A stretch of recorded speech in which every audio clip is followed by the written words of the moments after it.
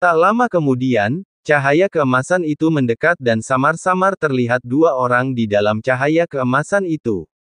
Guru Grafit melihat kedua pria itu, semua orang bersorak lebih girang, tetapi tak seorang pun memberi hormat. Menurut mereka, Grafitlah yang tidak mengizinkan mereka memberi hormat. Kali ini, Tuan Simo membawa seorang senior dari rumah surgawi tubuh ilahi. Anak laki-laki itu sangat gembira. Apakah mereka semua ada di sini? Grafit bertanya. Tuan, kami semua ada di sini. Saya awalnya sedang berlatih, dan saya kembali secara khusus. Suara yang tak terhitung jumlahnya terdengar di kota itu, dan suara setiap orang dipenuhi dengan kegembiraan dan kegembiraan. Itu bagus. Simo mengangguk puas, lalu melambaikan lengan bajunya dan menciptakan penghalang yang menyegel seluruh kota. Batas. Mengapa Tuan Simo memasang penghalang? Melihat pemandangan ini, semua orang bingung, karena saat Simo datang ke sini sebelumnya, dia tidak akan memasang penghalang. Namun, tak seorang pun bertanya lagi. Namun, kata-kata Simo selanjutnya membuat semua orang merasa seperti sedang bermimpi. Semuanya, izinkan aku memberi tahu kalian sesuatu. Sebenarnya, aku, Simo, punya identitas lain. Saya dari Sekte Penjara. Begitu Simo mengatakan ini, kota yang awalnya berisik tiba-tiba menjadi sunyi. Tuan Simo, apakah Anda bercanda? Itu pasti lelucon. Orang-orang Sekte Penjara itu hina, licik, kejam, tak berperasaan, dan telah kehilangan hati nurani dan kemanusiaan. Dan Tuan Simo mengirimi kami sumber daya dan ramuan setiap tahun. Kau tidak takut bersusah payah membantu kami menyerap ramuan itu dengan lebih baik ke dalam tubuh kami. Bagaimana mungkin orang sebaik itu ada hubungannya dengan Sekte Penjara? Semua orang di kota mengatakan ini. Benar sekali, kalau bukan karena ramuan yang dikirim Tuan Simo, aku pasti sudah lama mati karena penyakitku dan tidak akan bertahan hidup sampai sekarang. Bahkan ayah anak laki-laki itu pun setuju. Aku tidak akan mampu bertahan selama itu. Kakek pemuda itu juga mengeluarkan suara lemah dari dalam rumah. Sekelompok orang bodoh. Pada saat ini, lelaki tua yang berdiri di sebelah Simo tiba-tiba berbicara, dan itu merupakan suatu penghinaan. Setelah dia selesai berbicara, dia tiba-tiba menarik jubah tubuh Dewa Tianfu di tubuhnya dan merobeknya menjadi beberapa bagian. Sebaliknya, itu adalah jubah Sekte Penjara. Ketika penduduk kota melihat jubah panjang Yuzong, raut wajah mereka berubah drastis dan mereka sedikit bingung sejenak. Apakah kamu benar-benar berpikir ini adalah pil yang bagus untukmu? Pil-pil itu yang Simo gunakan untuk kultivasiku. Pil-pil itu lebih efektif jika diberi nutrisi dari daging dan darah. Satu-satunya kekurangannya adalah ketika meminum ramuan itu harus menyatu dengan daging dan darah yang bergizi, dan pemberi gizinya harus dikorbankan. Tapi kalian, pecundang, hanya membuang-buang udara jika masih hidup. Jika kalian berkontribusi untukku, kalian akan mati dengan layak dan membawa kehormatan bagi keluarga kalian.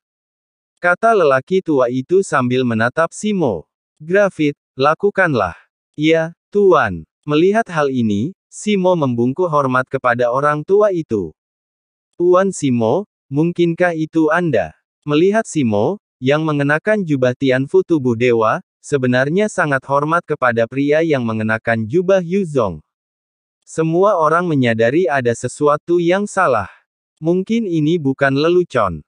Pada saat ini, si Grafit menjepit jari-jarinya dan tiba-tiba sebuah formasi aneh muncul dari udara tipis, menutupi langit di atas kota.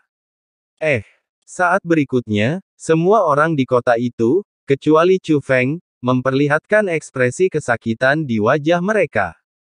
Mereka merasakannya. Mereka merasakan kekuatan aneh dalam tubuh mereka menyerap daging dan darah mereka. Guru Simo, saya sangat kesakitan, tolong hentikan. Tuan Simo, lelucon ini tidak lucu. Namun sebagian orang masih mempunyai ilusi dan menganggap ini lelucon. Chu Feng tidak bermaksud menyelamatkannya segera. Lebih baik bagi orang untuk diajari melalui benda daripada bagi orang untuk mengajarinya. Jika grafit ini tidak muncul, bahkan jika Chu Feng mengatakan yang sebenarnya, kemungkinan besar mereka akan berpikir bahwa Chu Feng berbohong kepada mereka. Misalnya, bahkan sekarang, bahkan setelah warna asli si grafit terungkap, masih ada orang yang menganggap si grafit adalah orang baik dan ini hanyalah lelucon. Lalu mereka harus dibuat merasakan sakit, sakit yang cukup untuk melihat kebenaran. Kakak Chu, orang dewasa. Pada saat ini, sebuah tangan meraih lengan Chu Feng. Itu adalah pemuda dan kakak tertuanya. Kau belum menelan pil pemberian bajingan sekte penjara itu, jadi kau tidak akan terpengaruh. Cepat bersembunyi di rumah dan jangan biarkan dia menemukanmu. Kakak tertua pemuda itu berkata bahwa dia sangat lemah saat ini dan ingin menyeret Chu Feng ke dalam rumah, tetapi dia bahkan tidak punya kekuatan. Namun dia masih khawatir terhadap keselamatan Chu Feng. Saat kekuatan-kekuatan menyatu, semua orang menjadi semakin lemah, bahkan suara-suara di kota pun semakin berkurang. Semua orang telah menerima nasibnya. Ledakan. Pada saat ini, rumah anak laki-laki itu tiba-tiba hancur berkeping-keping, dan bersamaan dengan itu muncullah cahaya keemasan yang menyilaukan. Itu kakek anak laki-laki itu. Ia masih berbaring di tempat tidur, tetapi memegang sebuah gulungan di tangannya. Pada saat ini, gulungan itu melayang ke atas, dan kakek anak laki-laki itu juga melayang ke langit dengan gulungan itu, dan benar-benar membentuk konfrontasi dengan dua pria dari sekte penjara. Jangan takut, semuanya. Keluarga Huang saya memiliki hadiah mulia berupa sesuatu yang dapat menyelamatkan hidup mereka. Jika para penjahat dari sekte penjara berani menyerang kota kita, aku akan memastikan mereka tidak akan pernah kembali. Kakek muda itu berbicara dengan nada serius.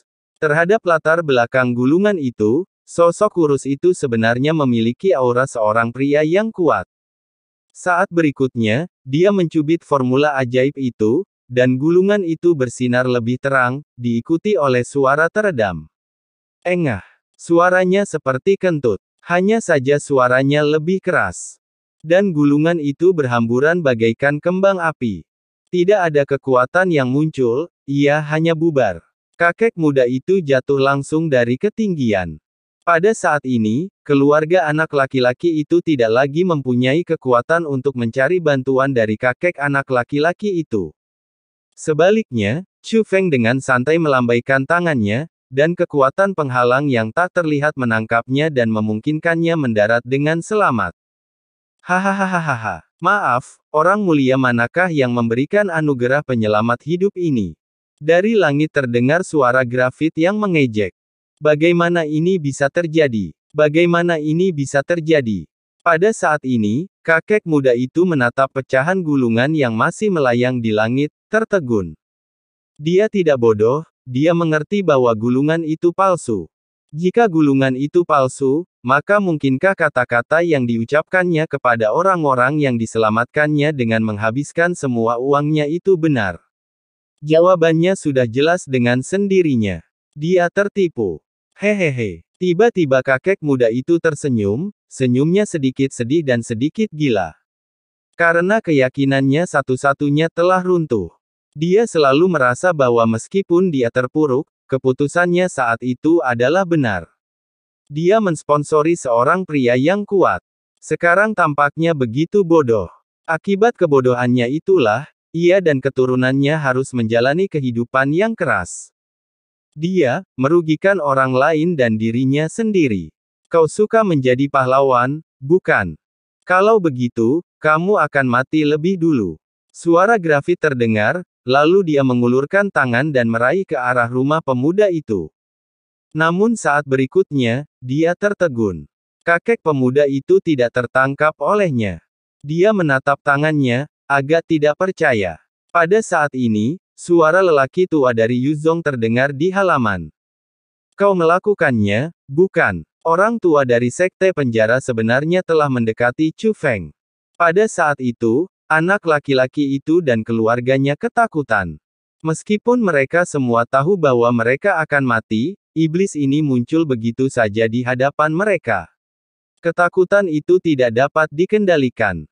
Tetapi apa yang terjadi selanjutnya mengejutkan mereka. Chu Feng melancarkan pukulan, langsung menembus dantian lelaki tua dari sekte penjara. Lelaki tua itu berlutut di tanah kesakitan. Chu Feng menginjak kepala lelaki tua itu, menyebabkan dia tergeletak di tanah dan tidak bisa bergerak. Ini aku, ada apa? Chu Feng bertanya.